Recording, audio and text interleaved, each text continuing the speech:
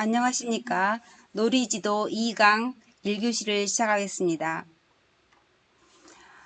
본 강에서는 놀이 이론과 놀이 교육을 살펴보고 2교시의 실내 놀이 환경, 3교시의 실외 놀이 환경을 살펴보겠습니다. 이번 시간에는 놀이 이론과 놀이 교육입니다. 놀이를 하나의 행동 범주로 개념화할 때 당면하게 되는 문제는 놀이가 다른 행동과 어떻게 구분되는가 하는 점으로 놀이학자들에 의해 제시된 놀이의 본질적인 특성과 영유아들이 왜 놀이에 참여하며 놀이의 목적이 무엇인가를 설명하는 다양한 이론과 견해들이 존재해 왔는데요. 19세기 말에서 20세기 초의 학자들에 의해 제안된 고전적인 놀이 이론과 20세기 현대 심리학의 이론을 기초로 놀이를 설명하는 현대적 놀이 이론들을 살펴보겠습니다.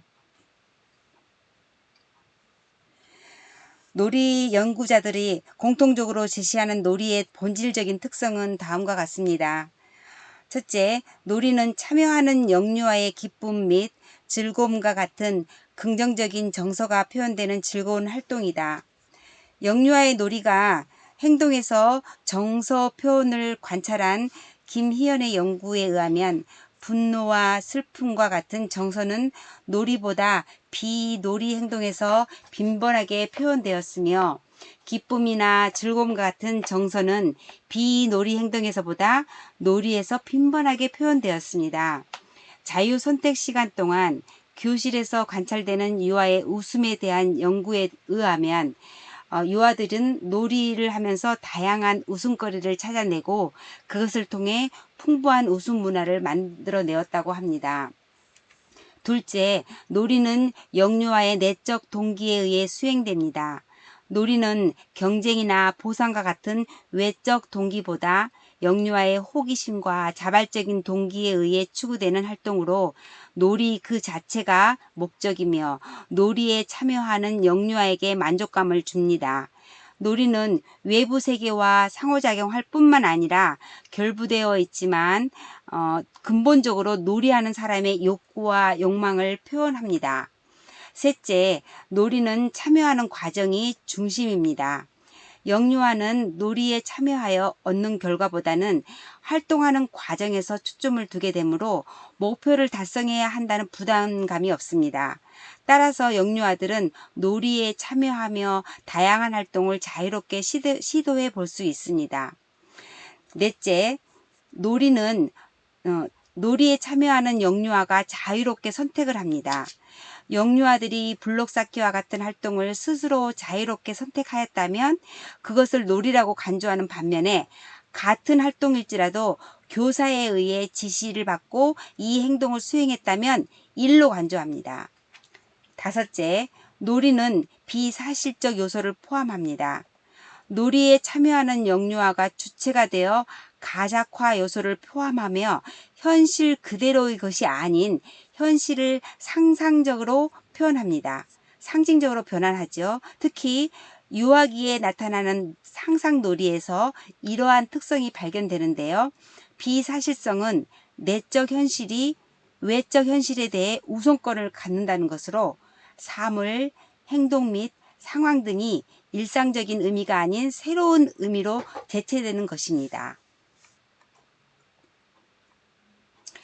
두 번째, 놀이와 탐색을 살펴보면 탐색은 놀이와 유사한 행동이나 다음과 같은 점에서 구분됩니다. 울릴이란 사람은 전현성, 그 다음에 주의 집중, 정서와 같은 세 가지 기준으로 놀이와 탐색을 구분하였습니다. 첫째, 전형성 기준에서 보면 탐색은 상황에 관련 없이 시각 및 촉각적 탐색과 같은 전형적인 행동으로 표현됩니다. 또 반면에 놀이는 새로운 방법을 사용한 다양한 행동으로 나타나는데요.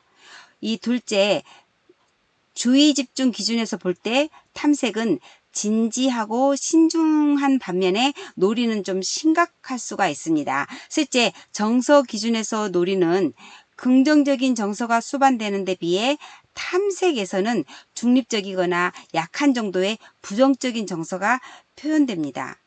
이러한 탐색과 놀이의 차이는 두 가지 개념이 서로 관련이 없음을 의미하는 것은 아닙니다. 탐색은 보통 놀이에 선행되는 행동으로 볼 수 있는데요. 예를 들어 영유아들에게 새로운 자극물이 제시되면 영유아는 먼저 이 사물을 탐색하고 이 사물을 이용하여 놀이를 시작하게 되죠. 발달 단계에 따라 두 가지 행동을 비교해 보면 영아기 동안에는 놀이에 비해 탐색이 우세하게 나타나며 거름마기 동안에는 놀이와 탐색의 빈도가 유사하고 학령 전기 동안에는 탐색보다는 놀이 행동이 더욱 우세하게 나타나게 됩니다. 그럼 놀이와 일에 대해서 살펴보면 윙이라는 사람은 유치원 및 초등학교 1, 2학년 아동을 대상으로 심층 면접과 참여 관찰을 통하여 아동들이 놀이와 일의 의미를 어떻게 구분하는지 살펴보았습니다. 그 결과 아동들은 참여하는 활동의 자발성 여부를 기준으로 놀이와 일을 구분하였습니다. 즉 비자발적이고 교사의 요구에 의해 하는 활동들은 일로 보았으나 자신이 자유롭게 선택하는 자기 주도적 활동은 놀이로 구분하였습니다. 예를 들어 선생님이 우리에게 무엇인가를 하라고 말을 할 때는 일인 것이고요. 우리가 놀이를 할 때는 그냥 하는 것입니다. 더불어 아동들은 활동을 끝까지 완수해야 하는 기준을 두고 일과 놀이를 구분하였어요. 예를 들어 아동들은 교사의 지시에 의해 시작된 읽기와 쓰기와 같은 끝까지 마쳐야 한다는 기대가 있는 활동들은 일로 보았어요. 반면에 놀이는 자신의 의지대로 그만두고 싶을 때 중단할 수 있는 활동으로 생각하였었죠. 또한 아동들은 일은 먼저 해야 하는 것이고 놀이는 일 다음에 하는 활동으로 보았어요. 예를 들어서 우리는 일을 한 다음에 놀 수 있다. 왜냐하면 우리는 일을 먼저 해야 하고 그 다음에 놀이를 할 수 있기 때문이다 라는 생각이죠. 그래서 유아들이 인식하고 있는 자유놀이에 대한 기준을 제시해 보겠습니다. 첫째, 유아들은 자기 의지에 의해 선택할 수 있고 자유가 부여될 때 자유놀이로 인식하였으나 교사에 의해 활동을 강요당하고 의무감이 느껴질 때는 일로 인식하였습니다. 둘째, 유아들은 재미있는 것은 자유놀이로 재미가 없는 것은 일로 구분하였습니다. 셋째, 유아들은 활동이 신체적으로 힘들지 않을 때 자유로울 때 이게 자유놀이고요. 인지적인 노력이 많이 요구되면서 신체적으로 힘들 때 이때는 놀이가 아닌 것으로 구분하였답니다. 넷째, 유아들은 교실에 있는 교재교구를 자신들의 의지에 따라 구성하고 놀이로 연결하면서 능동적으로 활동을 하였을 때 자유놀이로 인식하였고 같은 재료라도 수동적으로 활동에 참여하면 그건 일이라고 생각하였습니다. 다섯째, 유아들은 교사의 지시와 감독과 같은 사회적 맥락의 요소에 의해 구분하였는데요. 교사의 개입을 간섭으로 여기면서 간섭이 있는 활동들은 자유놀이가 아닌 일로 보았습니다. 그럼 놀이 이론을 살펴보면요. 고전적 놀이 이론은 19세기 말에서 20세기 초에 등장한 놀이에 대한 견해로 일명 안락의자 이론이라고 하는데 이는 놀이에 대한 경험적 연구에 바탕을 두기보다는 철학적인 사고에 기초한 이론이기 때문입니다.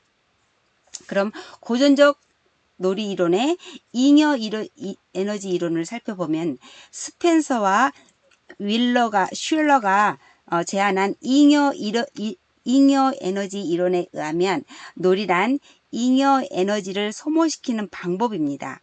인간은 생존을 위해 일정량의 에너지를 소모하며 생존을 위해 남은 에너지인 잉여 에너지를 놀이와 같은 활동을 통하여 소모한다는 것입니다.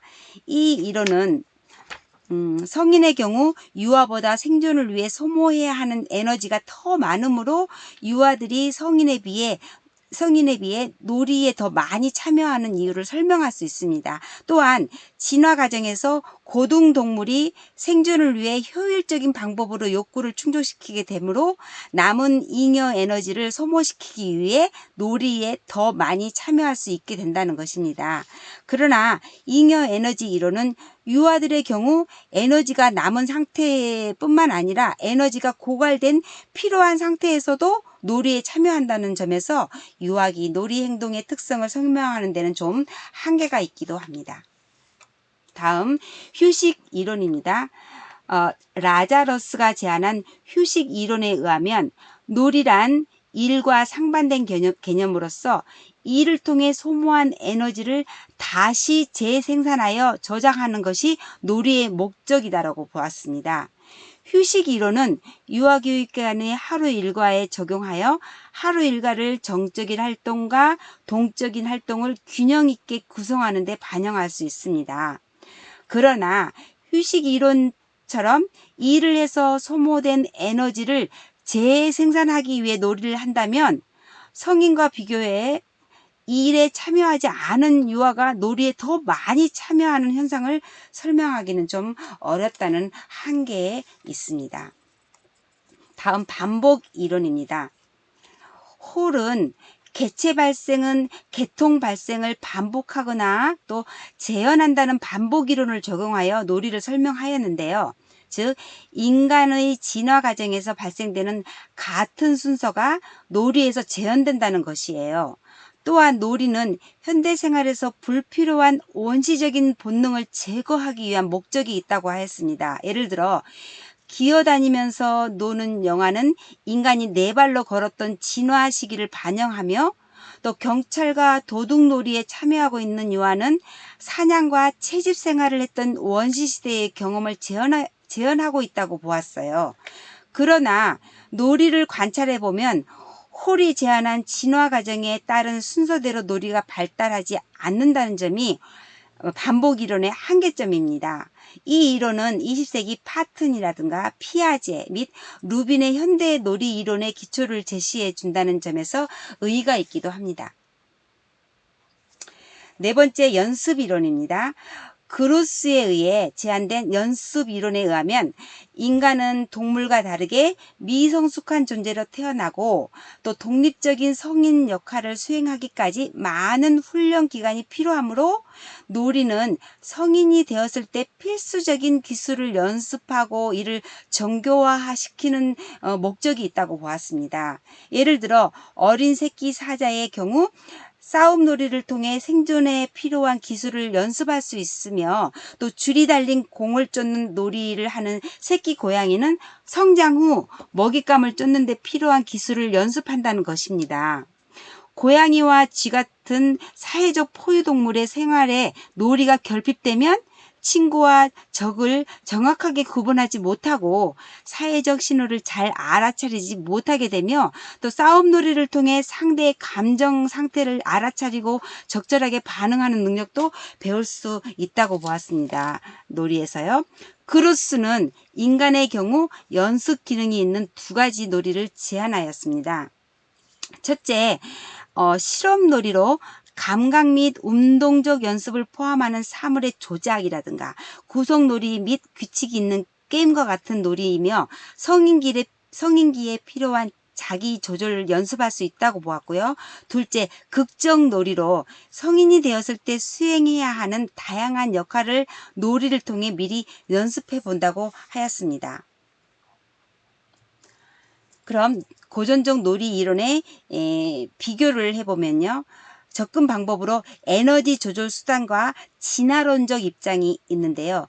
놀이 이론으로는 지금 봤던 잉여 에너지, 휴식 이론, 반복 이론, 연습 이론을 비교해보면 대표학자를 볼 수 있고요. 놀이의 목적을 보면 잉여 에너지 이론은 잉여 에너지를 소모하는 의미로 놀이를 한다고 보았고 휴식 이론으로는 소모된 에너지를 또 다시 재생산하기 위해서 놀이를 한다고 보았고 반복 이론은 현대의 불필요한 원시적 본능을 소거하기 위해서 반복하여 놀이한다고 보았고 또 연습 이론으로는 성인기에 필수적인 기술을 연습하기 위해서 놀이를 한다고 보았던 것입니다.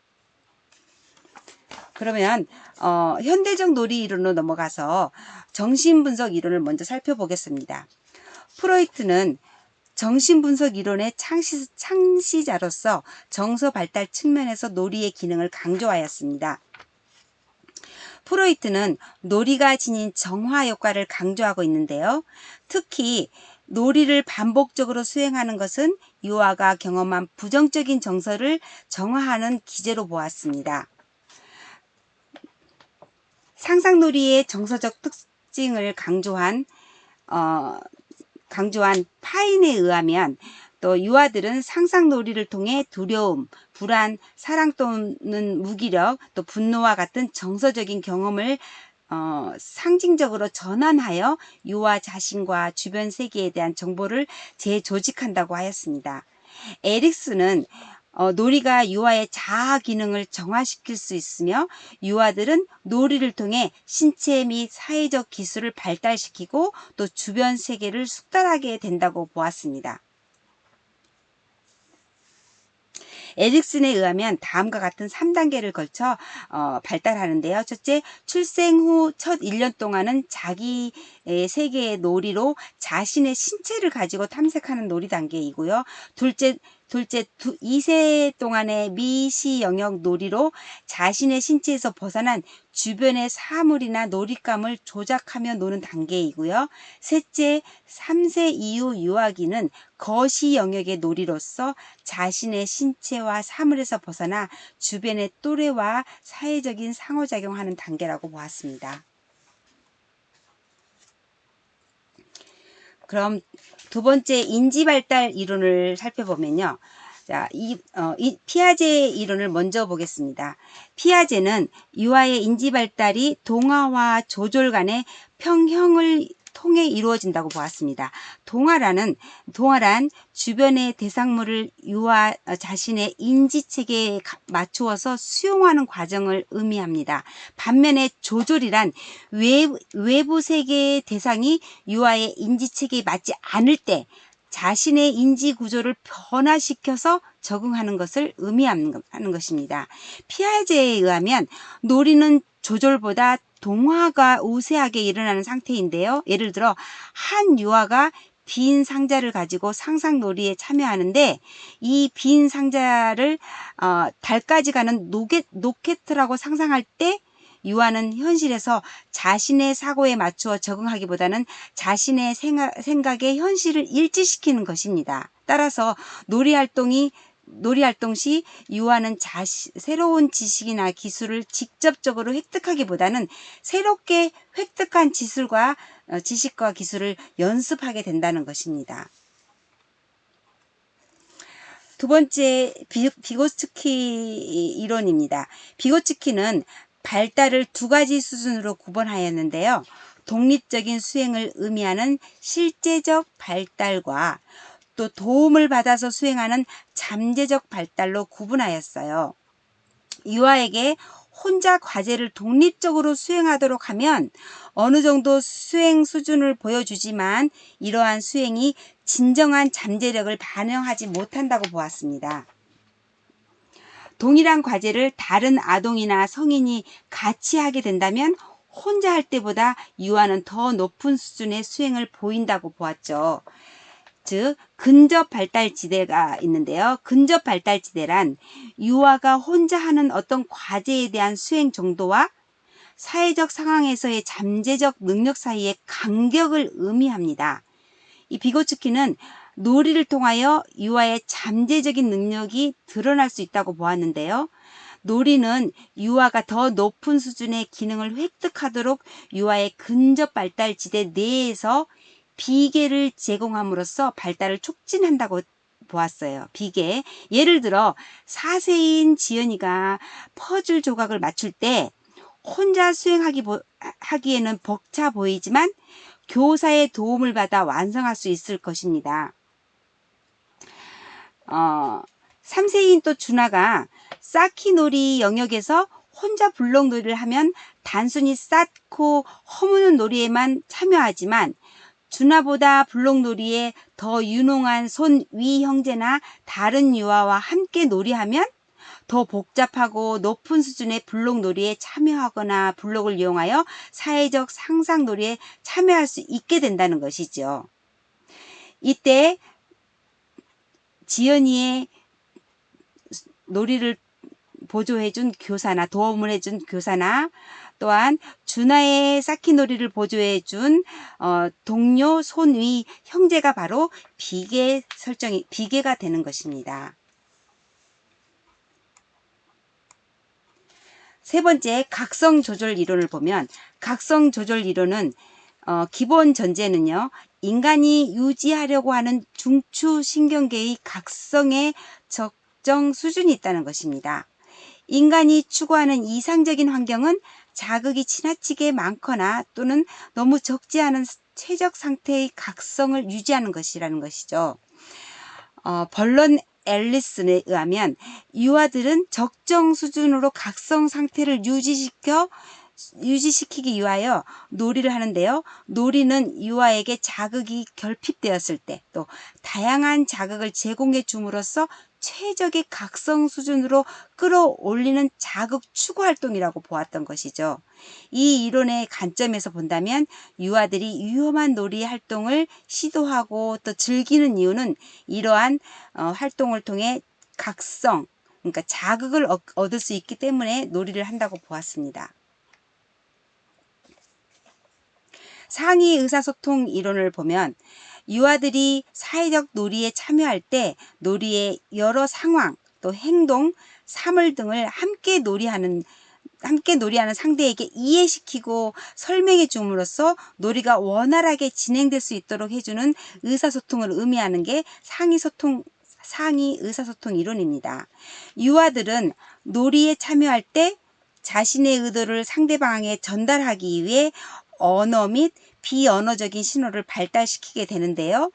놀이는 참가자들이 이것은 놀이다 라는 메시지를 전달하는 상위 의사소통을 할 수 있을 때 발생하게 된다고 보았어요. 예를 들어 유아의 거친 신체 놀이는 공격적인 행동과 유사해 보이지만 다른 의미를 갖습니다. 거친 신체 놀이에 참여하기 위해 유아들은 이 놀이가 실제 공격적인 상황이 아니라 이것은 놀이이다 라는 신호를 효과적으로 전달해야 해요. 따라서 거친 신체 놀이는 공격적인 행동과 구분되는 미소 짓기라든가 웃기와 같은 긍정적인 정서가 반영되며 재미를 목적으로 한다는 것이기 때문에 힘을 최대한 사용하지 않아야지 이게 놀이가 된다는 것이죠. 이런 미소 짓기라든가 웃기 또 힘을 최대한 사용하지 않는 그런 특성들이 바로 상위 의사소통 이론이라는 것이죠. 상위 의사소통을 기초로 한 유아들이 상상놀이하는 과정에서 나누는 대화를 분석해 본 결과 유아들은 가상세계에서의 역할과 현실에서의 자신의 실제를 구분하여 두 가지로 역할을 원활하게 수행한다고 보았어요. 즉 상상놀이에서 갈등이나 문제 발생 시 놀이의 틀을 벗어나 딱 현실에서 이를 조절하고 다시 상상의 세계에 참여하는 등 현실과 상상의 세계를 넘나들면서 두 역할을 수행한다고 보았습니다. 현실적 상상놀이가 확장되고 또 지속되기 위해서는 놀이에 참여하는 유아들이 서로가 공유하는 의미를 협력적으로 구성해 나가는 것이 필요한데요.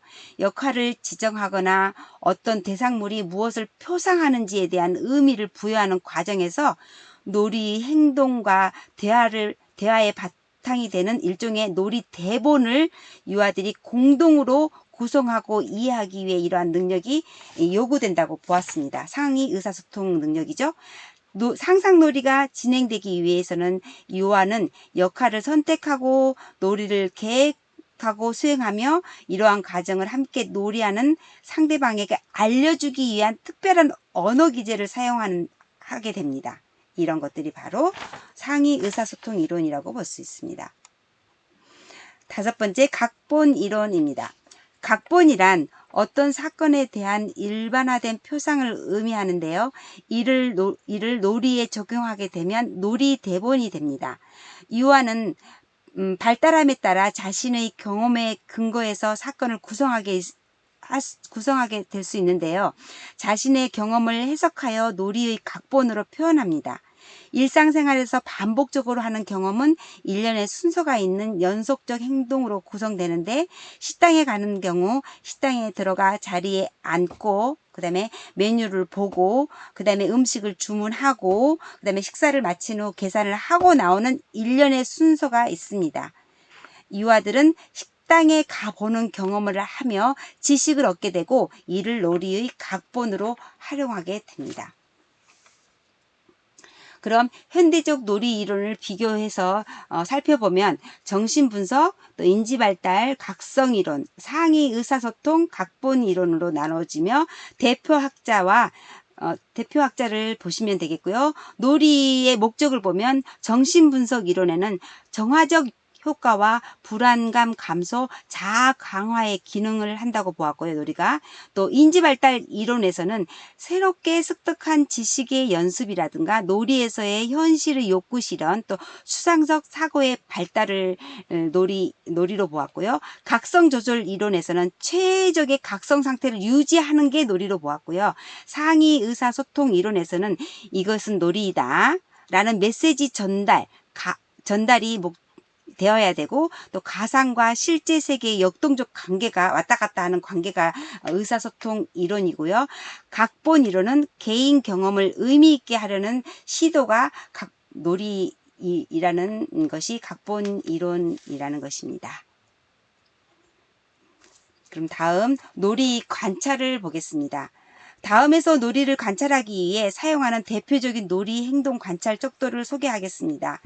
이러한 관찰 척도를 활용하여 영유아의 놀이에 대한 더욱 체계적이고 조직적인 정보를 얻을 수 있으며, 이러한 정보는 영유아의 놀이 발달을 이해하고 효과적인 놀이 지도를 위한 기초 자료로 활용될 수 있는데요. 놀이 관찰의 의의를 보면은 첫째, 놀이가 관찰되고 있는 맥락적 변인을 고려해야 합니다.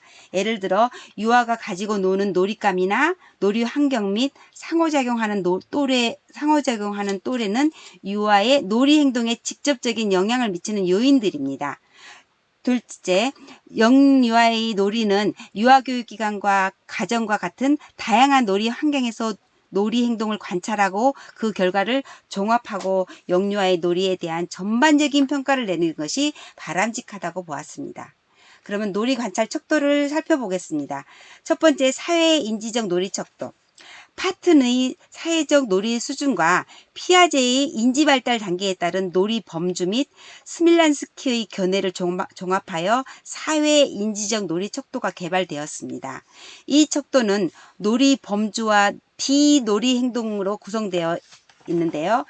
인지적 수준의 놀이를 보면 기능놀이, 구성놀이, 역할놀이, 규칙이 있는 게임이 있어요.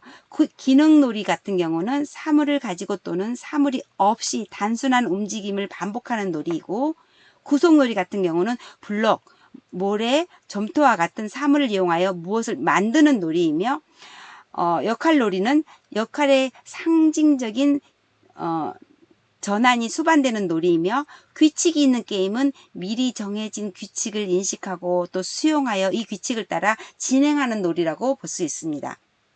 또한 사회적 수준의 놀이로는 혼자놀이, 병행놀이, 집단놀이가 있는데요. 혼자놀이 같은 경우는 주변 유아와 대화할 수 있는 거리 안에서 그냥 혼자 노는 거예요. 병행놀이는 다른 유아와 가까운 거리 내에서 유사한 활동에 참여하는 놀이예요. 집단놀이 같은 경우는 다른 유아와 함께 사회적 상호작용을 이행하면서 하는 놀이를 볼 수 있습니다. 비놀이 활동은 비몰입으로 방관자적 행동, 전이 행동, 여기로 저기로 옮겨 다니는, 그다음에 활동이 있는데요. 학업 관련 활동 또는 교사가 내준 과제 등 예를 들어 색칠하기, 학습지, 컴퓨터 활동들이 있습니다. 다음은 하위스의 또래놀이 척도입니다. 하위스에 의해 개발된 또래놀이 척도는 사회인지적 척도와 비교해 볼 때 사회놀이와 병행놀이의 수준을 세분화하였습니다.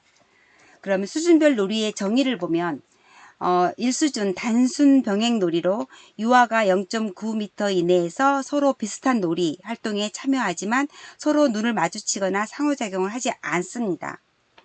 2수준 상호 인식 병행 놀이입니다. 유아들이 비슷한 활동에 참여하고 눈을 마주치며 옆에 있는 유아를 인식하지만 유아들 사이의 상호작용은 일어나지 않습니다.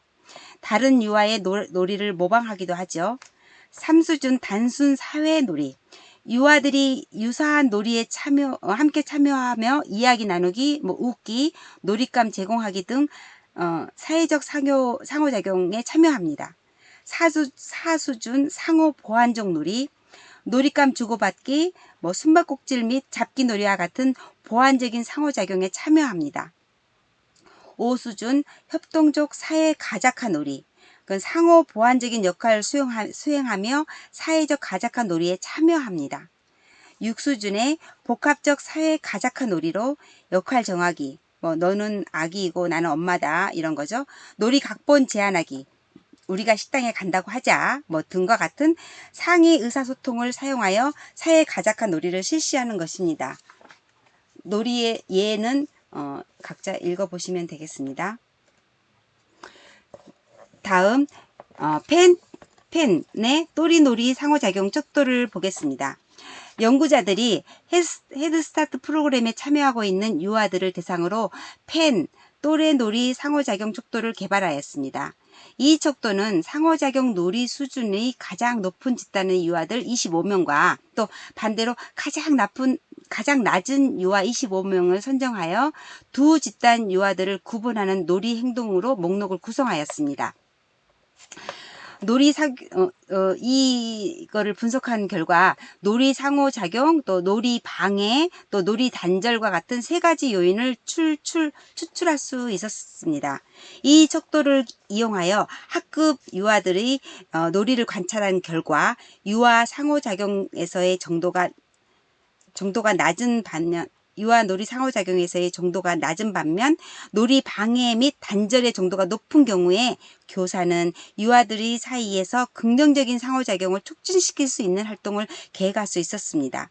또한 유아들이 놀이 상호작용의 수준이 높다면 또래 사이의 상호작용을 교수 방법으로 활용할 수도 있다고 보았습니다. 네 번째, 놀이성 척도를 보겠습니다. 버네트는 놀이성을 다양한 환경에서 질적인 놀이 상호작용을 하는 내적 성향으로 보고 놀이성을 측정하는 척도를 개발하였습니다. 이 척도는 신체적 자발성, 또 사회적 자발성, 또 인지적 자발성, 또 즐거움의 표현, 또 유머 감각 등의 5개 하위 요인으로 구성된 총 23개의 문항의 5점 척도로 개발하였습니다. 놀이성 척도를 사용한 많은 연구들이 보고되고 있는데요.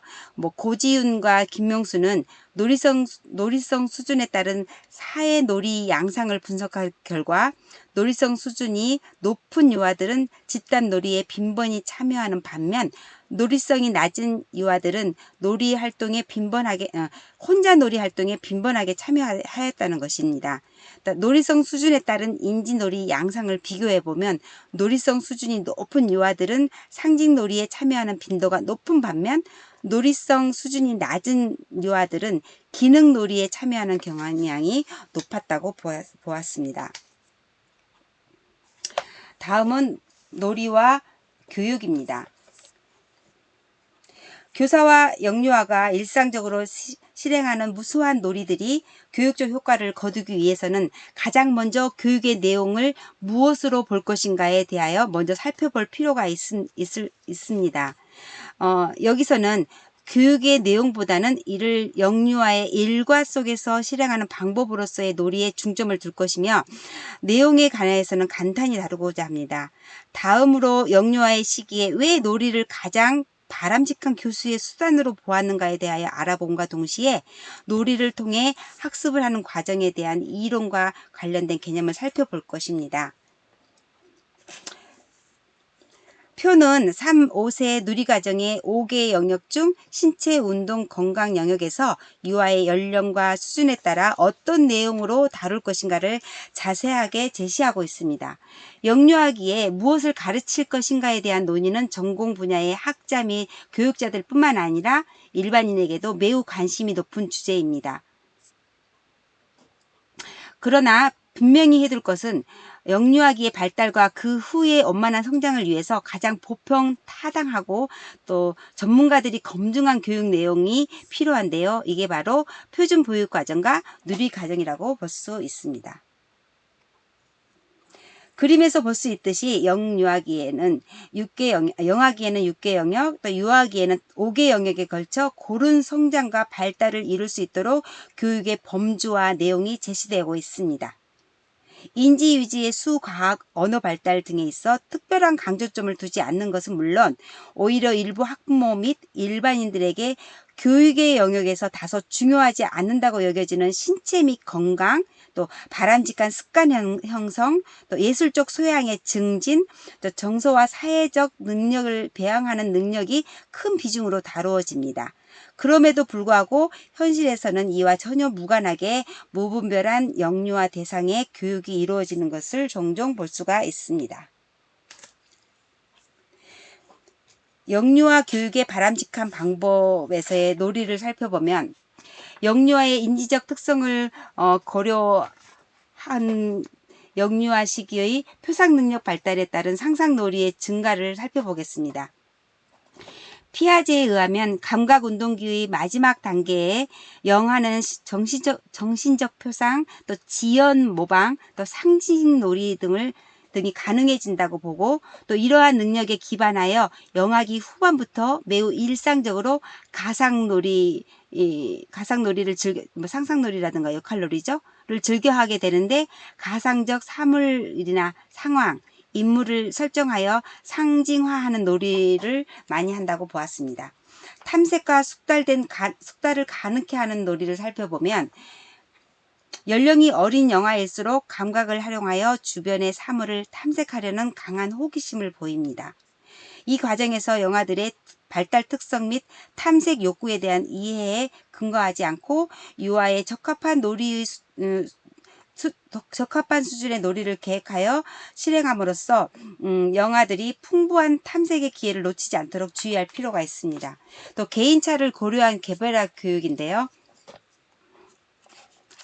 영아기에는 언어, 인지를 비롯한 모든 발달 영역에서 개인차가 가장 큽니다. 따라서 영아들이 비록 어린이집이나 유치원에서 집단 생활을 하고는 있지만 교육이 이루어지는 과정에서는 개별화된 방법으로 접근한 것이 필요하다고 볼 수 있습니다. 다음, 영유아의 사회 정서적 특성을 고려한 자율성 및 주도성 발달의 시기에 적합한 교육이 필요합니다. 에릭슨은 심리사회적 이론에서 영유아기 놀이를 이해하는 데 있어 중요한 틀을 제공해 주는데요. 그에 따르면 만 1세에서 3세경에 영유아가 스스로 걷게 되면서 신체 능력이 비약적으로 발달하고요. 특히 배변 훈련하는 과정에서 자신의 신체를 통제할 수 있다는 자신감을 얻게 되면서 자율성이 발달된다고 보았습니다. 다음 정서 표현과 조절을 위한 연습 기제로서의 놀이는 프로이트로 대표되는 정신분석 이론과 함께 영유아의 정서 이해와 표현 조절과의 관련 이론들을 살펴보면 영유아기 놀이의 교육적 가치를 이해하는 데 또 다른 측면이 될 수 있습니다. 영유아기는 타인의 정서는 물론 자신의 정서를 이해하고 표현하는 능력이 발달시켜가는 과정에 있다고 보았습니다. 또한 이 연령은 초보적 수준이라고 하더라도 스스로 정서를 조절하는 기술 역시 습득에 가는 중요한 시기에 해당된다고 보았습니다. 영유아의 권리 보장의 측면에서의 놀이를 살펴보면 영유아를 대상으로 한 조기 교육의 실태는 낯선 주제가 아니며 최근에 들어올수록 사회 환경의 변화와 맞물리면서 영유아의 인지적 학습에 대한 가정의 요구와 또 사교육 범람 현상이 심해지고 있는 것을 볼 수 있습니다.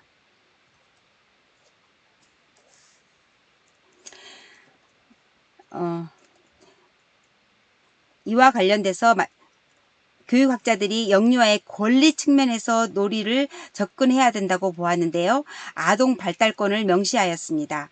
이는 영유아가 잠재 능력을 최대한 발휘할 수 있도록 필요한 교육의 기회를 제공하고 적절한 휴식을 취하며 또 문화예술 활동에 참여하도록 보장하는 권리가 필요하다고 보았습니다. 또한 성인 주도의 교육은 지향되어야 함은 물론 충분히 놀 수 있는 시간과 기회를 제공해야 하며 영유아를 위한 바람직한 교육의 방법은 발달에 적합한 놀이 그 자체가 되어야 된다고 보았습니다. 다음 놀이를 통해 학습이 이루어지는 과정을 살펴보면 놀이와 교육의 관계를 이해하는 데 있어서 가장 많이 인용되며 현대의 영유아 교육에 큰 영향을 미친 이론을 꼽자면 구성주의를 예를 들을 수 있습니다. 예를 들어 여기에서 대표하는 학자인 비고츠키가 제시한 개념과 이론을 중심으로 구성주의적 관점에 근거하여 놀이를 통해 교육 및 학습이 이루어지는 과정에 대해서 알아보고자 합니다. 비고츠키는 영유아의 새로운 능력은 성인 또는 자신보다 조금 더 능력 있는 또래와 함께 놀이를 하는 과정에서 발달된다고 보았습니다. 그의 표현을 인용하자면 근접 발달 지대란 독자적인 문제 해결에 의해 결정되는 실제적 발달 수준과 또 성인의 지도 아래 또는 보다 능력 있는 또래와의 협동을 통한 문제 해결에 의해 결정되는 잠재적 발달 수준과의 차이라고 하였습니다. 이러한 근접 발달 지대는 학습과 인지 발달이 역동적으로 일어나는 민감한 지역인데요. 영유아는 독자적으로 할 수 없는 그러나 다른 일의 도움을 받아 수행할 수 있는 과제들은 이미 성숙된 기능들보다 현재 발달 과정에 있는 정신적 기능들을 자극한다고 보았습니다. 교사의 비계 설정과 놀이 지도를 보면 비고츠키는 영유아를 스스로 자신을 구성해 나가는 하나의 건물에 비유한다면 비계의 개념을 제시하였습니다. 이는 영유아가 발달을 지속하여 나아가면서 새로운 능력을 구축하도록 돕는 사회적 지원 체계를 의미하며 위에서 살펴본 또래 혹은 성인의 적절한 도움이 여기 비계에 해당됩니다. 같은 연령의 영유아라 할지라도 각 발달 영역에서의 근접 발달 지대는 개인마다 다릅니다. 특히 매 순간 역동적으로 일어나는 영유아의 놀이 속에서 개별적이고도 미세한 차이를 파악하는 것은 쉽지 않습니다. 바로 이런 이유에서 교사 혹은 영유아가 함께 생활하는 성인의 면밀한 관찰이 필요하다는 것입니다. 다음은 영유아 교육 및 보육 과정에서 내의 놀이를 살펴보면요. 영유아 교육을 담당하는 어린이집과 유치원에서는 국가에서 제시한 표준 보육 과정과 놀이 과정의 내용을 근거로 다양한 계획안과 교육 활동을 준비하며 또 영유아의 흥미를 반영하여 매일의 놀이로서의 실행하고 있습니다.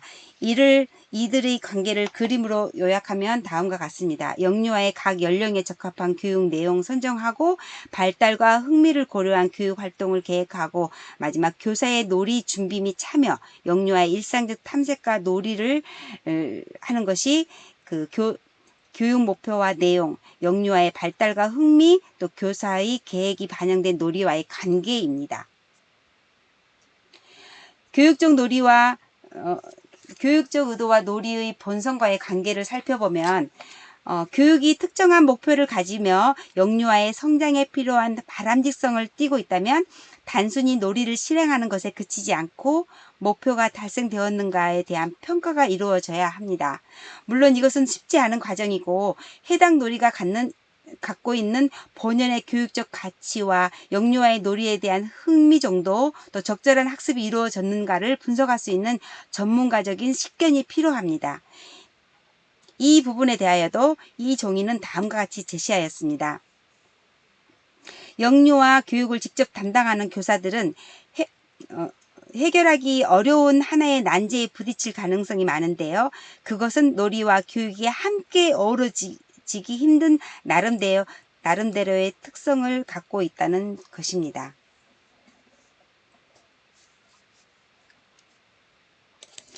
놀이 내에서의 학습이 일어나는 것은 분명한 사실이고 영유아가 놀이를 통해 배우는 것은 명확하게 밝혀진 바입니다. 다만 놀이를 교육으로서 계획하고 실행하고자 할 때 이를 제공하는 성인의 입장에서는 영유아의 놀이가 가진 본연의 순수함과 속성을 잃지 않도록 각별히 유의해야 한다는 것입니다. 다음은 생활 주제와 관련된 이슈를 보면 그림은 3세의 누리과정에 근거하여 계획된 한 주간의 오전 실내 자유선택 활동 예시입니다.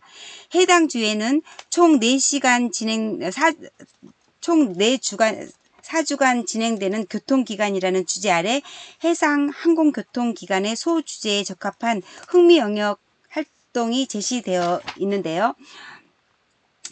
주제에 따른 놀이를 계획하고 준비하기 위해 교사가 들인 교사가 이렇게 여러 가지 계획에도 불구하고 그저 형식적으로 실행될 뿐 교육적 효과를 거둘 수 없는 활동이 될 수도 있습니다.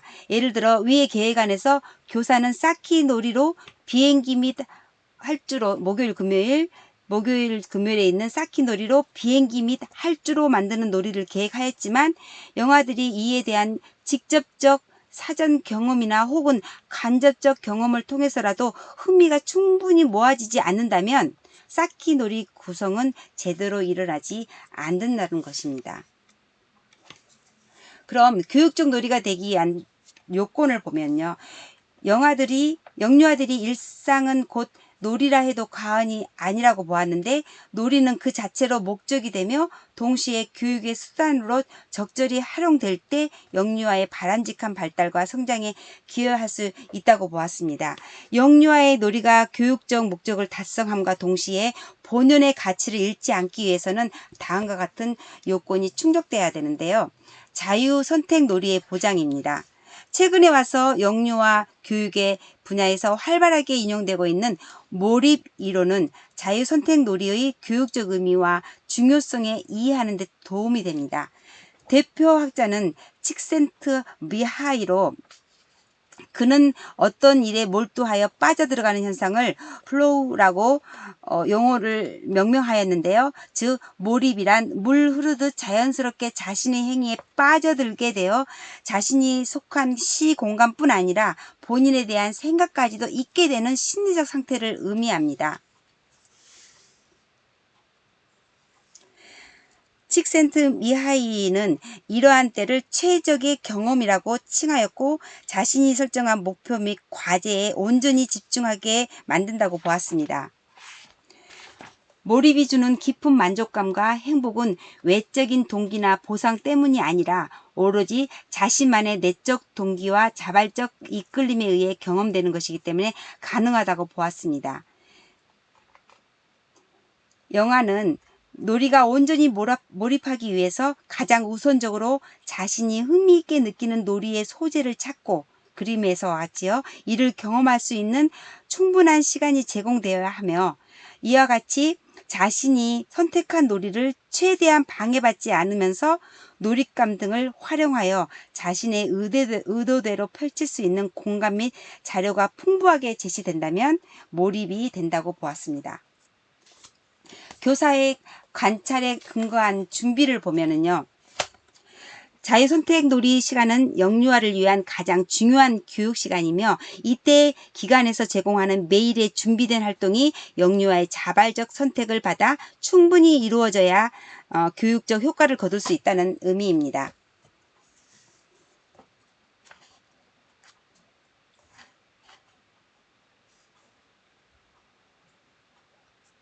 다음 영유아 교사 간의 적절한 상호작용입니다.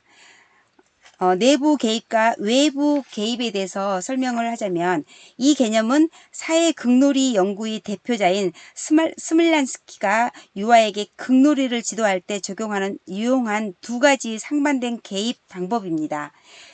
외부 개입이란 말 그대로 교사가 놀이에 직접 들어가 참여하기보다는 관찰자 혹은 청중의 자세를 유지하면서 영유아의 놀이에 대하여 간단한 질문 또는 조언 등을 제공하는 것입니다. 반대로 내부 개입은 교사가 직접 놀이에 참여자로 들어가 역할을 맡거나 모델을 보여주는 등의 말과 행동을 보이는 것에 해당되는데요. 이 두 가지 개입의 방법의 예를 제시해 놓았으니 살펴보시기 바랍니다. 다음은 다양한 놀이 상호작용의 유형을 한번 살펴보면은요. 앞에서 제시한 내부 개입과 외부 개입은 영유아의 놀이를 확장시키고 교육적 효과를 거두기 위해 교사가 취할 수 있는 놀이 지도의 방법을 간략하면서 효과적으로 제시해 주었다는 점에서 의의가 있습니다. 그러면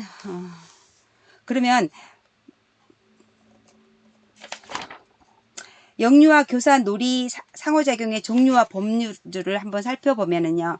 첫째, 소극적 놀이 지원하기에 속하는 상호작용으로서는 놀이의 내용과는 상관없이 영유아 간의 갈등을 해결하기 위해 개입하는 갈등 중재하기, 놀이에 직접 참여하지 않으면서 교사가 준비한 놀잇감을 놓아주는 형태의 환경 놀잇감 제공하기, 마지막으로 유아가 놀이 전개에서 어려움을 겪거나 도움을 청할 때 힌트나 도움을 주는 도움 제공하기가 포함됩니다.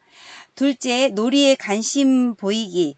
상호작용의 유형으로서는 먼저 유아의 놀이를 지켜보고 비언어적으로 반응하여주는 관찰하기, 또 유아의 놀이 내용에 초점을 두어 칭찬하는 격려하기, 또 유아의 놀이에 대해 물음을 던지는 질문하기, 유아가 전개하는 놀이 내용을 언어로서 표현해주는 묘사하기 등이 속합니다. 셋째, 놀이 촉진하기 유형으로 교사가 놀이에 직접 들어가 보다 능동적으로 상호작용하는 형태들이 포함됩니다.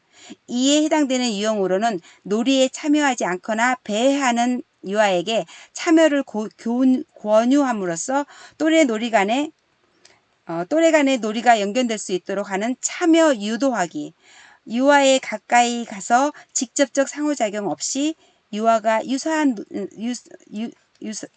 놀이를 실시하는 병행 놀이하기, 유아에게 놀이의 시범을 보이는 모델링하기, 놀이 내에서 하나의 역할을 맡아 유아들과 동등하게 놀이에 참여하는 역할 맡기, 진행되는 놀이에 대한 유아의 흥미가 다소 떨어지는 경우 새로운 아이디어를 제시하는 제안하기, 놀이에 대한 유아의 흥미를 유지하고 확장하기 위해 공간이나 자료를 첨가하는 환경 조성하기가 있습니다. 마지막으로 교사 주도하기에 속하는 상호작용으로는 두 가지 형태를 들 수 있는데, 유아의 놀이에 적극 개입하여 놀이의 주제나 내용을 직접 결정하거나 방향을 제시하는 주도하기, 또 유아의 놀이를 통제하여 교사의 계획에 의해 놀이가 좌우되는 지시 교수하기의 유형이 이에 속합니다. 앞서 언급한 바와 같이 영유아의 놀이 개입에 있어 관건은 얼마나 놀이에 개입하느냐 보다는 성인이 어떻게 놀이에 개입하느냐의 방법에 있다고 볼 수 있는데요. 민감하고 반응적이며 지지적인 상호작용이 이루어진다면 놀이의 질이 높아질 수 있는 반면, 교사가 놀이의 주도권을 빼앗고 지나친 관여를 하거나 인지적 성취만을 위한 목적으로 사용한다면 유아의 놀이는 상처를 입게 됩니다. 이는 유아의 놀이가 교육적 가치를 갖도록 하기 위해 교사는 놀이의 중요성과 가치에 대해 정확하게 인식하고 또 적절한 놀이 개입의 중요성과 방법을 알고 이를 적용하는 일이 핵심적인 것임을 시사하는 것입니다. 수고하셨습니다. 감사합니다. 2강 2교시에 만나요.